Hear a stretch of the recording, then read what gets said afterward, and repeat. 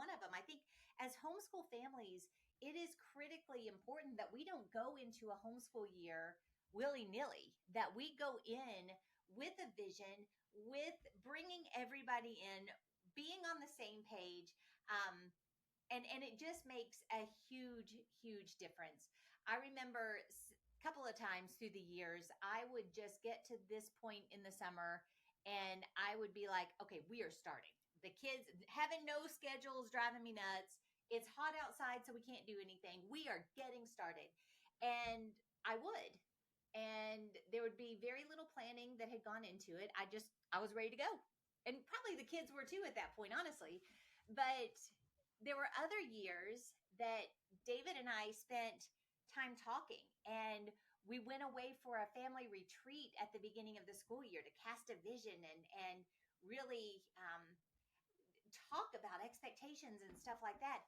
And the difference between the start of those homeschool years, between the just dive in and go because I was impatient, and the really planned and prepared, were night and day.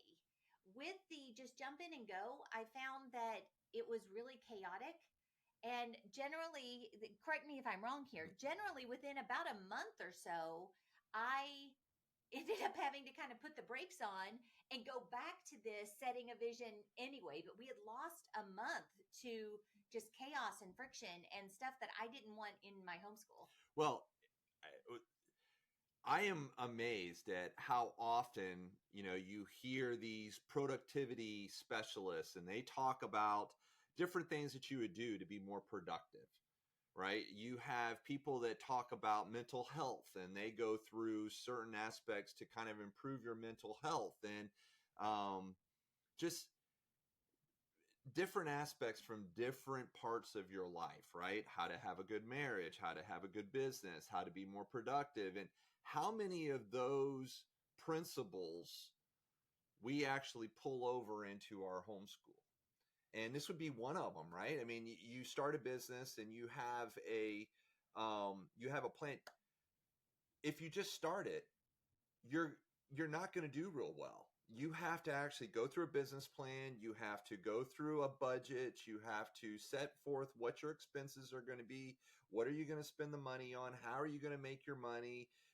Where do you want to be in a year? Where do you want to be in 2 years? I mean, you go through all of this vision casting stuff with a business.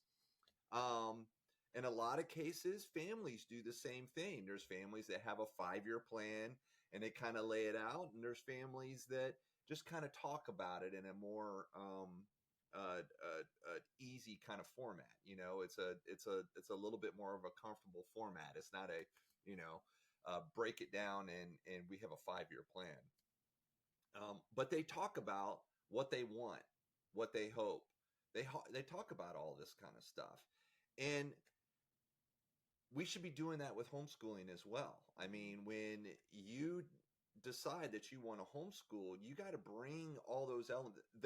They work in other disciplines and in other parts of your life for a reason. Right. It only makes sense that it would work in homeschooling as well. So you can bring all that stuff in. Yeah. Yeah. Oh, absolutely.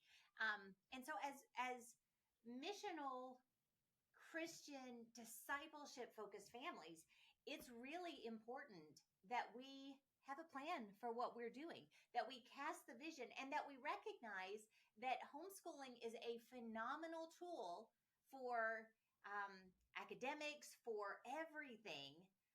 But really, it's a great tool for discipleship. It gives you time. It gives you intentionality. It gives you conversation topics. It gives you so much. But if you don't stop and really think about how you're going to use it this year, what you hope to gain, how you want to see your children grow, how you want to see your marriage improve, how you want to grow as a family, then you're going to miss out on a lot of that stuff. So it's important to take the time here at the beginning to set heart over schedule. To, even if that means that you push back the full-blown start a little bit, make sure you've got the heart of what you're doing in the right place.